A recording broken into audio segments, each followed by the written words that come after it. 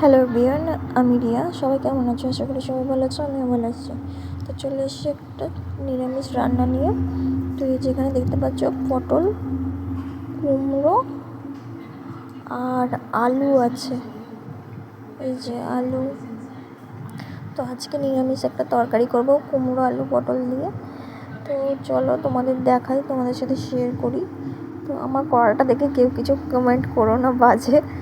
আমি মাজতে পারি না, সত্যি কথা বলতে কি ভীষণ পুড়িয়ে ফেলি রান্না করতে করতে। আমি সেরকম একটা রান্না করতেও পারি না যদিও। যাই হোক, আমি কড়াইতে তেল দিয়ে দিলাম পরিমাণ মতো। তো তেলটা গরম হতে দিয়েছি এখন। এবার আমি এখানে পটলগুলো দিয়ে দেবো। আগে পটলটা ভেজে নেবো। তো এই যে আমি এখানে পটলগুলো এক এক করে বেছে নিয়ে ভেজে ফেলবো। আমি অত ভালো রান্না করতে পারি না, তো শাশুড়িই রান্না করে। আমি রাত্রে যেটুকু পারি চেষ্টা করি, ট্রাই করি, আর ইউটিউব থেকেই বেশিরভাগ করি। তো যাই হোক, এটা আমি নিজে থেকে করেছি। অ্যাকচুয়ালি নিজে থেকে না, আমার শাশুড়িমার থেকে শেখা। তো এখানে পটলগুলো আমি ভেজে নিচ্ছি ভালো করে। তো আমার শাশুড়িমার থেকে শেখা। আমার শাশুড়ি ভীষণ ভীষণ রান্না খুব ভালো করে, যাকে বলে। আমার তো খুবই ভালো লাগে। তো যাই হোক, আমি এখানে আবার আলুগুলো বেছে বেছে দিয়ে দেবো ভাজার জন্য। তারপরে কুমড়োটা দেবো। এখানে আমার মোটামুটি পটলটা ভাজা হয়ে গেছে। তো আমি এখানে আলুগুলো দিয়ে দেবো। তো এই যে আমি দিয়ে দিচ্ছি। তো এই যে দিয়ে ভালো করে আমি করবো।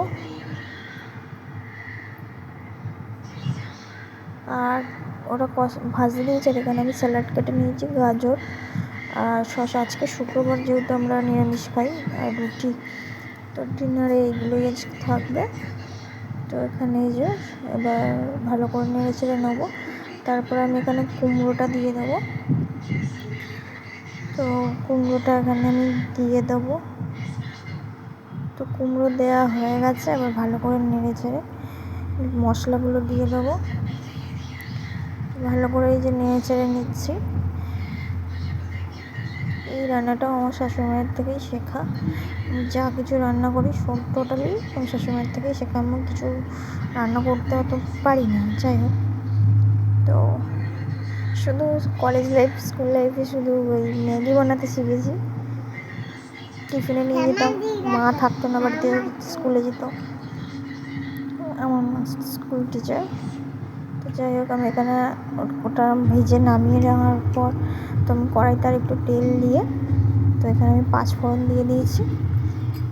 আর তেজপাতা দিইনি, তোমরা চাইলে তেজপাতা দিতে পারো, ভালো স্বাদ হয়।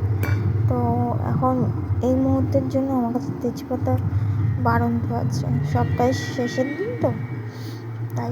যাই হোক, তো আমি এখানে সব ভাজা সবজিগুলো দিয়ে দিয়েছি। তো দেওয়ার পরে আমি ভালো করে নেড়ে চেড়ে নেবো, দিয়ে এক এক করে মশলাগুলো দিতে থাকবো। তো তোমরা দেখতে থাকো। তো আমি এখানে ভালো করে নেড়ে চেড়ে নিয়ে প্রথমে দিয়ে দেবো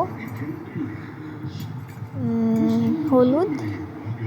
তারপরে দেবো, তোমরা যারা ঝাল খেতে পছন্দ করো ঝাল করো। যদি এই তরকারিতে ঝালটা ঠিক মানায় না, আমি একটু নর্মালি কম একদম হাফ চা চামচ করে দিলাম লঙ্কার গুঁড়ো। আর নুন দিয়ে, পরিমাণ মতো নুন দিয়ে ভালো করে নেড়ে চেড়ে জল দিয়ে দেবো। তো আমি এখানে এই যে ভালো করে নেড়ে চেড়ে মশলাটা ভালো করে গায়ে মাখিয়ে নিয়েছি। তো গায়ে মাখিয়ে নেওয়ার পরে আমি তরকারিতে জল ঢেলে দেবো। বেশ অনেকক্ষণ ধরে একটু নাড়তে হবে। তো নাড়া মোটামুটি হয়ে গেছে। এই যে জল দিয়ে দেবো আমি এবার সিদ্ধ হওয়ার জন্য। তো জল দিয়ে আমি চাপা দিয়ে দেবো একটা থালা নিয়ে, যে চাপা দিয়ে দিলাম।